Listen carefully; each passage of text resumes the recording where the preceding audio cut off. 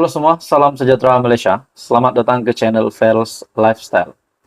Saudara-saudara, tuan-tuan dan puan-puan semua, hari ini kita digemparkan dengan satu lagi penahanan ataupun satu lagi pembongkaran tangkapan kepada seorang individu ataupun saya boleh katakan juga seorang pemimpin, di mana satu lagi penahanan berkenaan dengan isu terkait rasuah RM41 juta.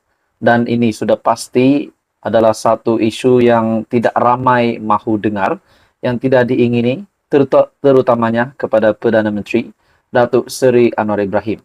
Nah, hari ini saudara-saudara, SPRM buat satu pendedahan ataupun satu penangkapan di mana seorang blogger direman bagi membantu siasatan SPRM. Sudah pasti ini menjadi kejutan juga kepada ramai pemimpin di negara ini melalui kenyataan dari SPRM ini.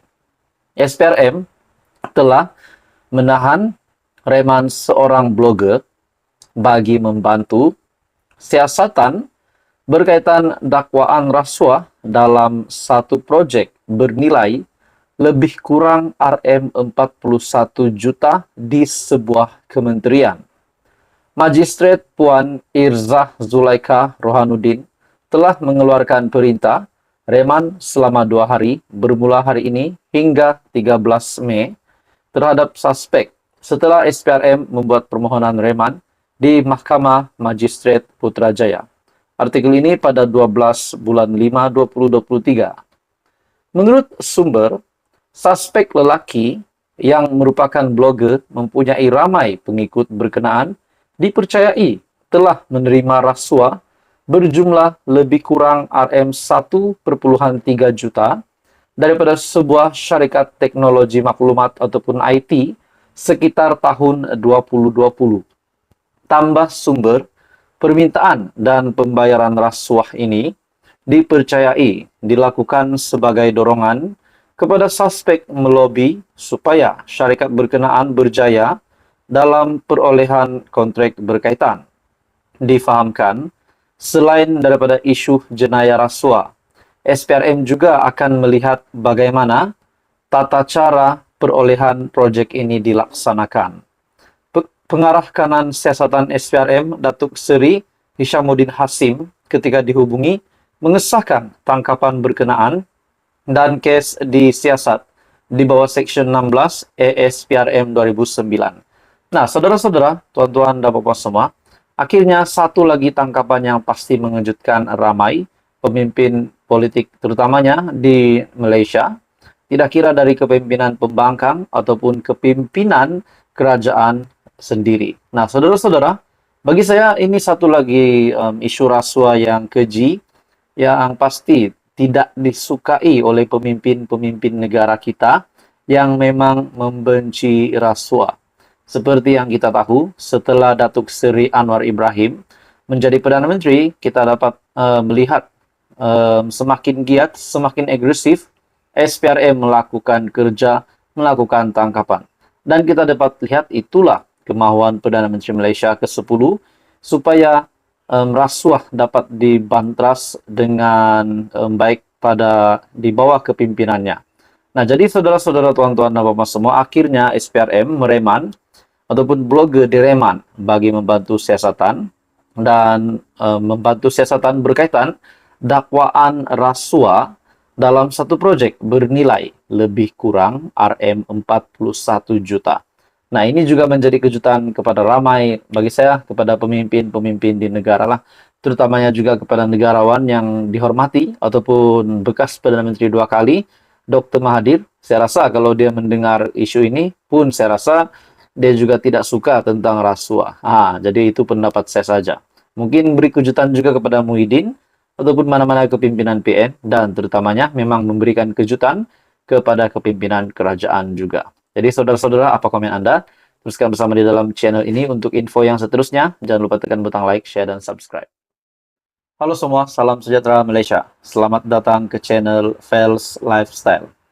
Sudah pasti kita digemparkan dengan satu lagi isu ataupun satu lagi berita di mana Perdana Menteri Malaysia, Datuk Seri Anwar Ibrahim bersama dengan Wan Aziza yang telah mengadakan perjumpaan bersama dengan Nik Abduh dan Nik Omar. Nah, saudara-saudara, setelah perjumpaan ini ataupun setelah pertemuan di antara Anwar Ibrahim dan kedua-dua pemimpin ini, yaitu Nik Abduh dan Nik Omar, telah timbul tanda tanya dari ramai pihak.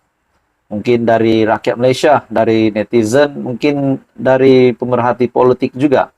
Telah timbul tanda tanya, mencetuskan tanda tanya, kenapa tiba-tiba ada perjumpaan di antara Datuk Seri Anwar Ibrahim dengan Nik Abduh dan Nik Omar.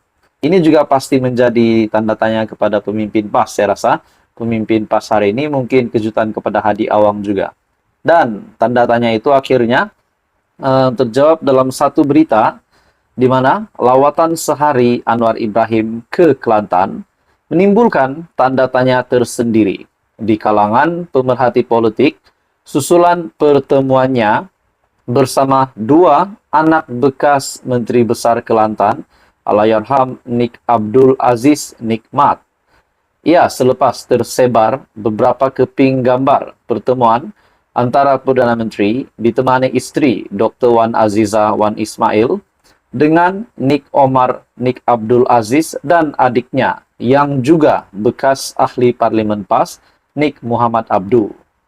Turut serta dalam pertemuan itu adalah pendakwah bebas Wan Husin yang memuat naik gambar di Facebook. Umum mengetahui Nik Abduh dan Nik Omar saling berseteru dalam berpolitik apabila memilih jalan dan haluan melalui parti yang saling bertentangan. Sejak itu, hubungan dua anak lelaki bekas Mursyidul Am PAS itu dilihat kurang baik. Nik Omar membuat kemunculan di pentas politik dengan kejutan tersendiri apabila memilih untuk bersama PH ataupun Pakatan Harapan dan bertanding di kerusi Dewan Undangan Negeri Dun Cempaka pada PRU 14. Sementara itu, Nik Abduh meneruskan legasi Allahyarham Nik Aziz untuk terus bersama PAS.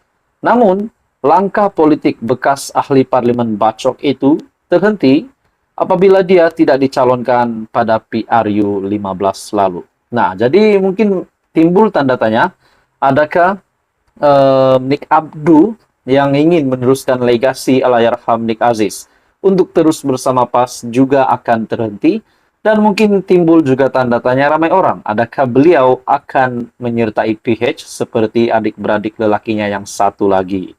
Nah, Wan Ji ketika memuat naik gambar pertemuan itu berkata, Insya Allah, legasi Tok Guru Nik Abdul Aziz sentiasa di hati Perdana Menteri Malaysia.